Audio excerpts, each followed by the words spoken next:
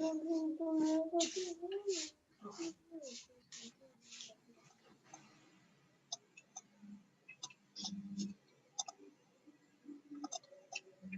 हम लोगों ने आज एक्सरसाइज स्टार्ट करनी है 10.1। आपकी बुक है mathematical methods.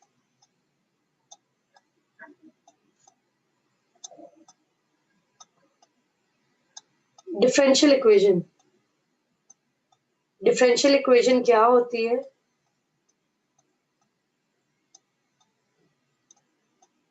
An equation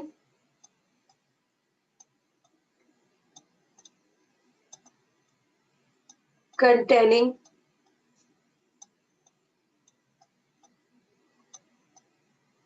differentials of differential किसके लेते होते हैं? Dependent variable. देखिए, अगर हम यू लिखते हैं y is equal to F of X, तो it means y is depending upon x। ऐसे ही है ना? अगर आप लोगों ने कुछ पूछना हो तो अपने माइक्स आप अनम्यूट करके पूछ सकते हैं, ठीक है? माइक्स अनम्यूट करना आते हैं ना आप लोगों को? आप दोनों में से कोई एक बच्चा रिस्पॉन्ड करे जरा माइक अनम्यूट करके मुझे। समन बेटा आप करें।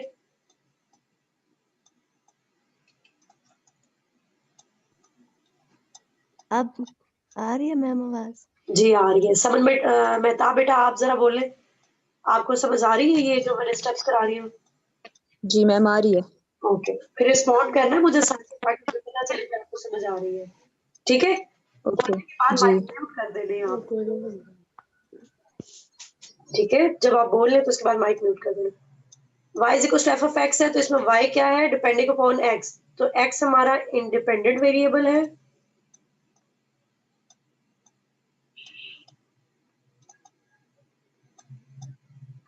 जबकि हमारे पास y क्या है? डिपेंडेंट है। क्योंकि देखिए x की वैल्यूज दूंगी तो y की वैल्यूज आएगी ना। तो इसका मतलब है कि y जो है वो डिपेंडेंट वेरिएबल है और x इंडिपेंडेंट वेरिएबल है। तो हम हमेशा डिफरेंशियल किस तरह से लेते हैं? Differential means derivative.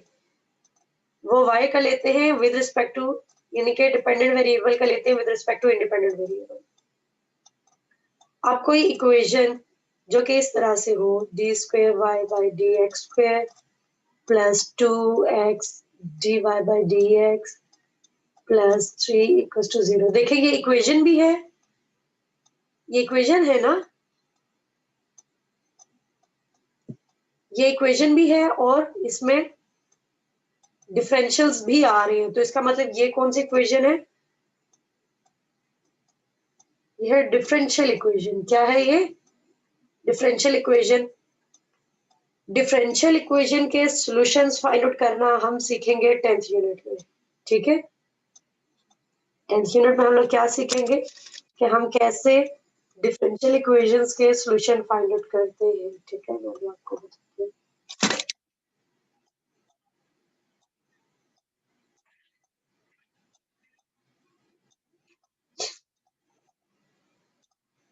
जो डिफरेंशियल इक्वेशन इक्वल्स टू 0 होती है उनको हम कहते हैं होमोजेनियस इक्वेशंस। ये तो आपने पढ़ा हुआ है ना, जो इक्वल्स टू 0 हो उनको क्या कहते हैं?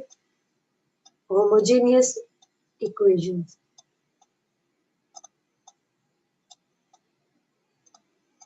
ठीक है?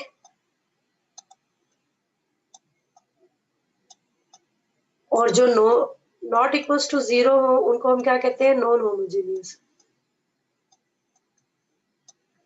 ये बात भी पता है? जो इक्वल्स टू 0 हो डिफरेंशियल इक्वेशंस, और जो नॉन जीरो हो, जो भी इक्वेशन है वो नॉन जीरो हो तो उसे हम नॉन होमोजेनियस कहते हैं। अब हमारे पास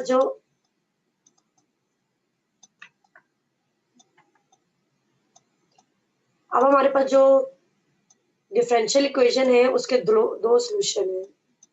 अगर कोई हमारे पास डिफरेंशियल इक्वेशन है f of D equals to 0, homogeneous equation है ना, तो इसका एक ही सॉल्यूशन एग्जिस्ट करेगा जिसे हम कहेंगे YC, यानी कि कंप्लीमेंट्री सॉल्यूशन। क्या इसे कहेंगे? Complementary solution. और अगर f of D equals to some constant हो या कुछ भी हो, यहाँ पे कुछ भी हो, ठीक है, तो इसका जनरल सॉल्यूशन एग्जिस्ट करेगा जो कि इक्वल होता है YC प्लस YP। जो जनरल सॉल्यूशन होता है वो किसके इक्वल होता है? YC plus YP। YP का मतलब है particular solution. YP means particular solution. YC का क्या मतलब है?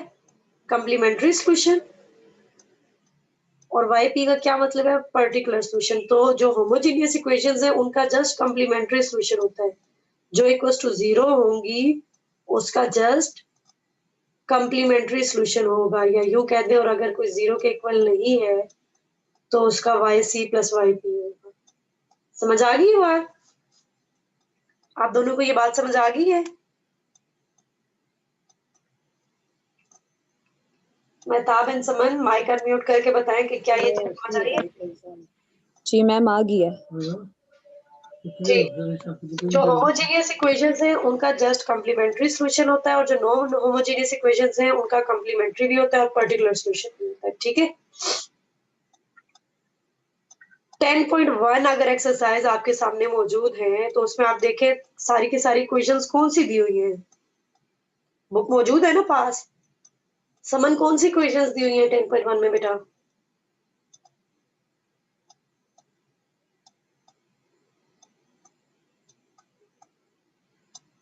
Ma'am homogeneous. सारी की सारी इक्वेशंस क्या दी हुई है? होमोजेनियस दी हुई है। देखिए सब इक्वल्स टू 0 है। ठीक है। मैं क्वेश्चन नंबर 1 स्टार्ट कराती हूँ आपको। क्या है? 9d²। ये बहुत गौर से सुनना है क्योंकि ये पूरी एक्सरसाइज आप लोगों ने करनी है।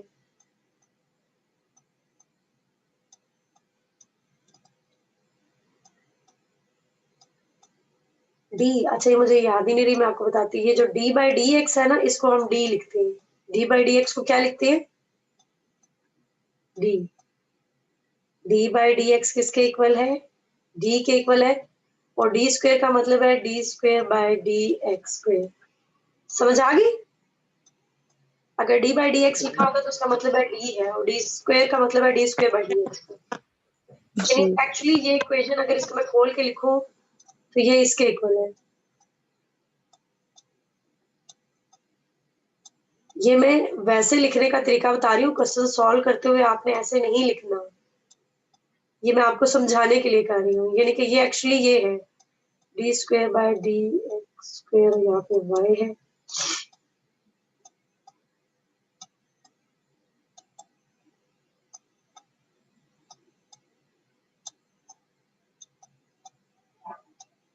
समझ आई? यानी कि आपके पास अगर कोई इस किस्म की इक्वेशन होगी, कोई भी क्वेश्चन इस किस्म का होगा, तो सबसे पहले क्या करना है? मतलब में एक क्वेश्चन है मेरे पास d² y by d x square minus है, और यहाँ पे है d4 y by d x cube plus 9 dy by d x plus 3 equals to plus 3y 4y equals to 0। तो बेटा इसकी इक्वेशन बनानी है। इक्वेशन बनाने का तरीका भी सीख ले। सबसे पहले क्या करते हैं, क्योंकि 10.1 में तो आपको पकी पकाई खिचड़ी मिल रही है ना, यानी कि सारी की सारी इक्वेशंस बनी हुई मिल रही है। लेकिन अगर आपके पास ना हो तो आपने ऐसे बनानी है d4 बाई डी एक्स 4, यहाँ पे 4 आता है। सबसे पहले क्या करना होगा, आपने y को कॉमन ले लेना होगा, एक साइड पे कर देना होगा, क्योंकि ये सारे के सारे ऑपरेटर है ना जो y के ऊपर अप्लाई हो रहे हैं। ठीक है। फिर इसको लिख देना है ऐसे, ये d4 minus d² plus 9d plus 3 y equals to 0। समझ आ गई? कि हमने अगर इक्वेशन बनानी हो तो हम इक्वेशन ऐसे बनाते हैं, इस डिफरेंशियल इक्वेशन से ऐसे बनाते हैं।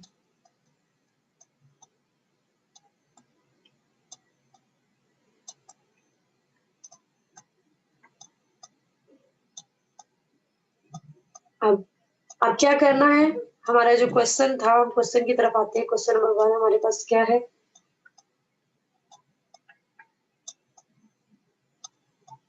क्वेश्चन नंबर 1 है 9d square minus 12d plus 4y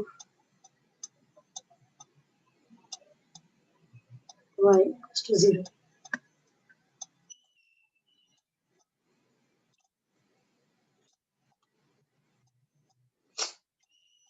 आप क्या करते हैं कि ये जो एफ ऑफ डी है इसको इक्वल टू 0 रखते हैं। F of D equal to 0 रखते हैं। एफ ऑफ डी क्या है आपके पास? 9d square minus 12d plus 4, इसको इक्वल टू 0 रखेंगे तो क्या आएगा?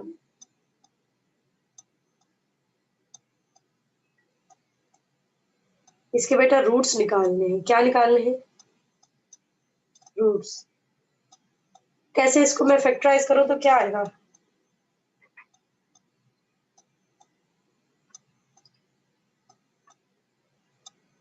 इसके रूट्स क्या आएंगे?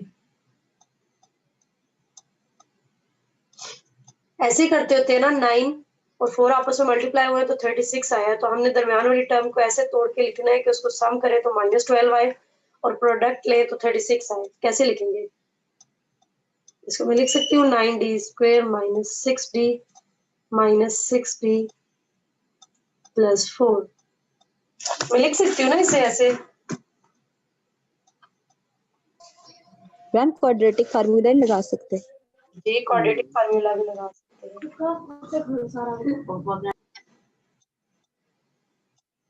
हम इस पे क्वाड्रेटिक फार्मूला भी लगा सकते हैं, जो आपको आसानी लगे आपको। ठीक है, इक्वल्स टू 0। तो यहाँ से देखिए क्या है, इन दोनों टर्म्स में क्या कॉमन है? 3d। तो अंदर क्या आ जाएगा? 3d minus 2। और यहाँ से क्या कॉमन है? -2 कॉमन है। तो अंदर क्या आ जाएगा? 3d minus 2 equals to 0। तो यहाँ से क्या आ गया हमारे पास? 3d माइनस 2 और क्या आ गया? 3d minus 2 equals to 0।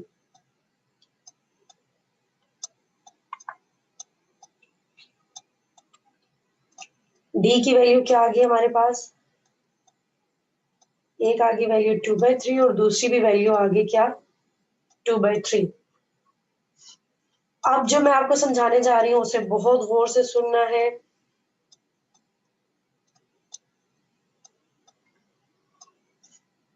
देखिए, अगर हमारे पास d की वैल्यू आ रही है डिफरेंट, डिफरेंट का मतलब है एक a आ रही है, एक b आ रही है, एक c आ रही है। बात समझ आ रही? एक तो याद रखिए कि जितनी d की पावर होती है उतनी वैल्यूज आती है। कितनी वैल्यूज आती है d की? उतनी ही वैल्यूज आती हैं जितनी d की पावर होती है। जैसे यहाँ पे देखें, जो क्वेश्चन नंबर 1 था इसमें d की पावर क्या थी? 2। तो इसकी 2 ही वैल्यूज आई है। अगर d की पावर 3 होगी तो d की 3 वैल्यूज आएंगी।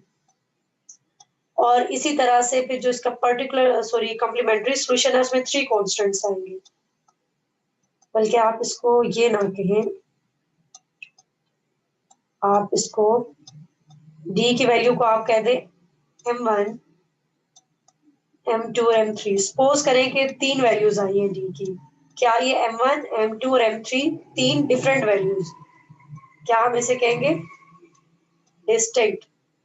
तो तब हमारे पास सॉल्यूशन क्या होगा? y a e की पावर जो पहली वैल्यू है ये m1x प्लस b, ये कॉन्स्टेंट्स हैं, e की power m2x plus c e की पावर m3x। क्या सिचुएशन है कि अगर हमारे पास डिफरेंट m की वैल्यूज आती तो सॉल्यूशन ये होता। मसलन अगर यहाँ पे हमारे पास एक वैल्यू 2/3 आ जाती, सपोज कि एक वैल्यू 2/3 आ रही है और एक वैल्यू 1/3 आ रही है, तो तब हमारा y किसके इक्वल आ जाता? c1 e की value 2/3x plus C2 e की वैल्यू 1/3x। बात समझ आ रही है? अगर डिफरेंट वैल्यूज आती तो अभी हम सोल्यूशन ये लिख देते। आप दोनों को ये बात समझ आ रही है? जी मैम आ गया। ठीक है, लेकिन क्योंकि अभी हमारी डिफरेंट नहीं आई तो हम फिर ये नहीं लिख सकते। डिफरेंट आने के केस में हम ऐसे लिखेंगे, और अगर डिफरेंट नहीं आती, ठीक है, मैम ये फॉर्मूला हाँ ये फॉर्मूला है। ये फॉर्मूला है कि जितनी m की वैल्यूज, जितनी d की पावर होगी उतनी m की वैल्यूज होंगी और उतने ही कांस्टेंट्स आएंगे। ठीक है, अगर ये डिफरेंट होंगी तो हम यूं लिखेंगे, e की पावर में पहली वाली वैल्यू, फिर e की पावर में दूसरी वाली वैल्यू और e की पावर में तीसरी वाली वैल्यू, और साथ x और a b c, साथ में a b c कह दे या इसे C1 कह दे, C2 कह दे, C3 कह दे। ठीक है, आपकी मर्जी।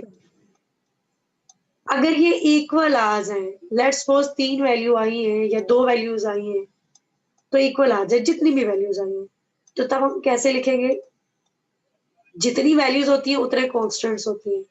आप देखें, एक तो ये है कि ये तीनों इक्वल है, इक्वल टू सम m है, समझे? तो a की वैल्यू है तो e की पावर में एक ही आएगा।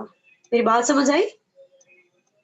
यहाँ पे तो हम e की पावर में अलग अलग लिखते थे ना, m1 m2 m3, लेकिन अगर ये तीनों बराबर है किसी m के तो e की पावर mx एक ही आएगा। और लेकिन कॉन्स्टेंट्स हमें 3 चाहिए, तो उसको फिर हम यूं लिखेंगे, C1 plus C2x plus C3x square. बात समझ आ गई है? मैम ये नहीं समझ। चलो मैं देर समझाती हूँ। मसलन आपके पास d की वैल्यू आई है, लेट्स सपोज 1 1 1, 3 बार 1 आई और एक बार 2 आई है। ठीक है, ये तीन एक जैसी हैं और ये अलग है, तो टोटल कितनी वैल्यूज है d की? 4 है। तो कॉन्स्टेंट्स कितने आएंगे बेटा? 4 ही आने चाहिए ना। जी 4 आएंगे। तो हम इसको यूं लिखेंगे, C1 पहले जो अलहदा चीज है, C1 e की पावर 2x आ जाएगा, प्लस जो भी अब दूसरा, तो e की पावर 1x ही आना चाहिए। बस यही दो पॉसिबिलिटीज है, लेकिन क्योंकि ये 3 बार है तो इसको अब इसके साथ 3 कॉन्स्टेंट्स आने चाहिए। हम 3 कॉन्स्टेंट्स यूं तो लिख नहीं सकते। C1 यहाँ पे लिखती है तो इसको C2 plus C3 plus C4। अगर मैं ये लिख दूं तो ये तो गलत हो जाएगा, क्योंकि कांस्टेंट सम होकर तो एक ही कांस्टेंट आ जाएगा ना। तो यहाँ पे हम x और फिर यहाँ पे x स्क्वायर लिख देते हैं। ये तरीका है लिखने का, ये फॉर्मूला है। बस यहाँ पे देखो 2 रिपीटेड है ना, एक जैसे है, जी तो y c किसके इक्वल आना चाहिए? देखिए, एक तो हमें पता चल गया फौरन से कि e की पावर आ जाएगी 2/3x। ठीक है, जी लेकिन फिर कौन, C1 लेकिन C1 और C2, लेकिन अगर मैं जस्ट यूं लिख दूंगी तो देखो ये दोनों कांस्टेंट मिलके एक ही हो जाएगा ना, C1 प्लस C2, यानी कि दो कांस्टेंट्स को जमा करो तो एक और कांस्टेंट बन जाता है ना। जबकि यहाँ पे हमारे पास क्या है कि दो एक जैसी वैल्यूज आई हैं या d की 2 वैल्यूज आई हैं, तो मस्ट है कि यहाँ पे 2 ही आने चाहिए कांस्टेंट। तो हम पहले के साथ कुछ नहीं लिखते, दूसरे के साथ x लिख देते हैं। बात समझ आई?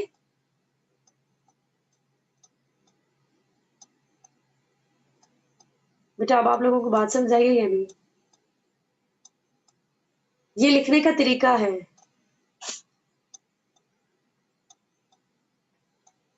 मेहताब एंड समन,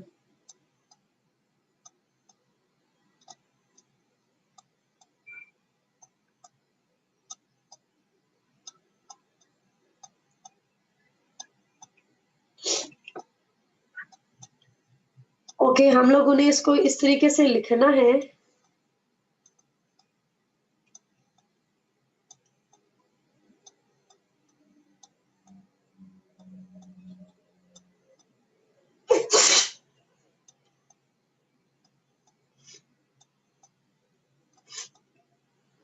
जैसे अब हमारे पास है, अगर क्वेश्चन नंबर 2 है हमारे पास, 75d square plus 50d plus 12y equals to 0। ठीक है, तो इसमें हम क्या करेंगे, सबसे पहले इसके हम फैक्टर बनाते हैं। फैक्टर इसके क्या क्या बनेंगे,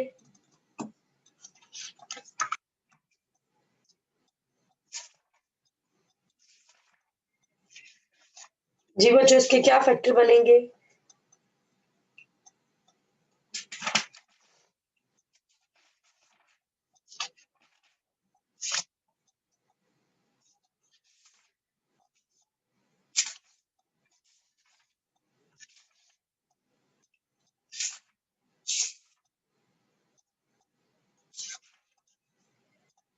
इसके फैक्टर नहीं बन रहे तो हम इसको क्वाड्रेटिक फार्मूला लगा के हम d is equals to plus minus 50, sorry minus b आता है, minus 50 plus minus b square, यानी कि b की वैल्यू क्या है 50 स्क्वेयर माइनस 4 a c करेंगे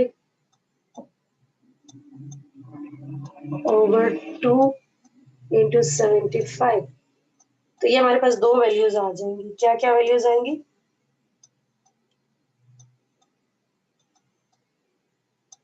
दो वैल्यूज आएंगी। एक वैल्यू आ जाएगी आपके पास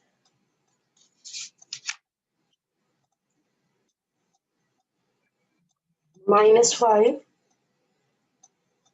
plus minus square root of -11 over 15। इसको आप सॉल्व करेंगे तो आपके पास ये वैल्यू आ जाएगी। तो इसको हम कैसे लिख सकते हैं, -5 plus minus square root of 11 iota over 15, और इसको हम लिख सकते हैं -5/15 plus minus square root of 11 over 15 iota.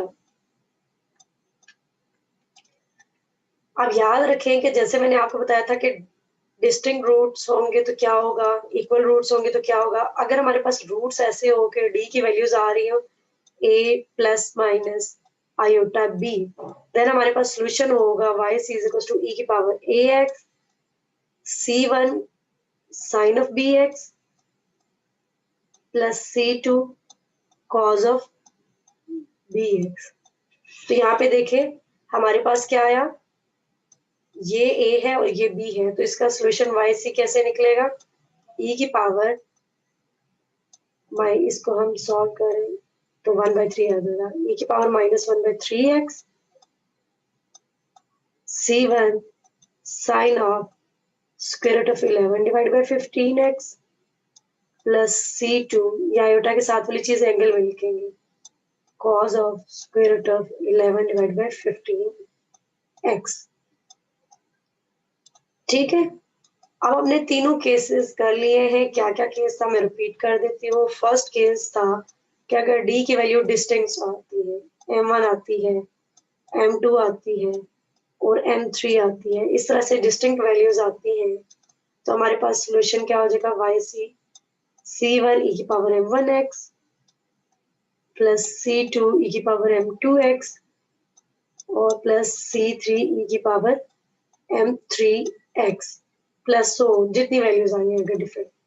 दूसरा केस था कि अगर d की वैल्यूज हमारे पास आ रही है इक्वल, जैसे आपके पास आ रही है m इक्वल्स टू m, सारी वैल्यूज यही आ रही है, तीन वैल्यूज है या चार वैल्यूज है, लेट्स सपोज चारों इक्वल आ रही है। मैंने अगेन बताया कि जितने ऑर्डर की डिफरेंशियल इक्वेशन होगी, जितनी d की पावर होगी उतने ही रूट्स निकलेंगे। तो अगर d की पावर 4 है तो इट मींस 4 रूट्स निकलेंगे।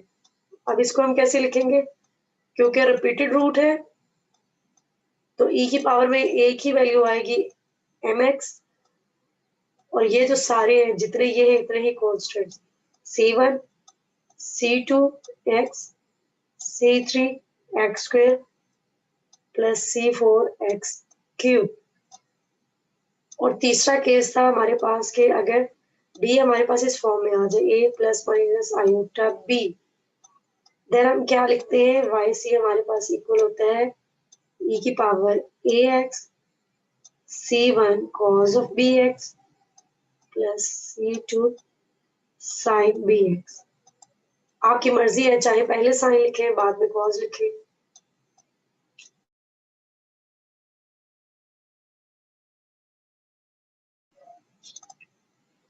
होपफुली अब आप लोगों को इसमें कोई प्रॉब्लम नहीं है। अब आप लोगों ने इस तरह से करना है, आप लोगों ने एक्सरसाइज 10.1 ट्राई करनी है।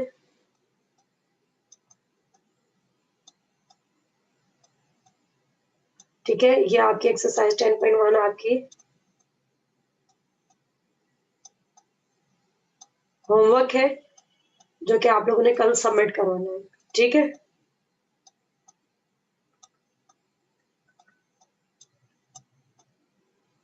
कल डेट है 3 दिसंबर। और अगर आप लोगों को कोई कंफ्यूजन है तो जो परसों हमारा लेक्चर होगा आप उसमें मुझसे पूछ सकते हैं। ठीक है, चले हम मीटिंग पे एंड करते हैं। मजीद कोई टॉपिक हम नहीं पढ़ेंगे, हमने 10.1 के कंटेंट्स जो थे वो कवर कर लिए हैं, और जो आपके प्रॉब्लम्स हैं वो हम परसों के लेक्चर में डिस्कस करेंगे। आप लोगों ने इस तरह से करना है, 10.1 एक्सरसाइज करनी है।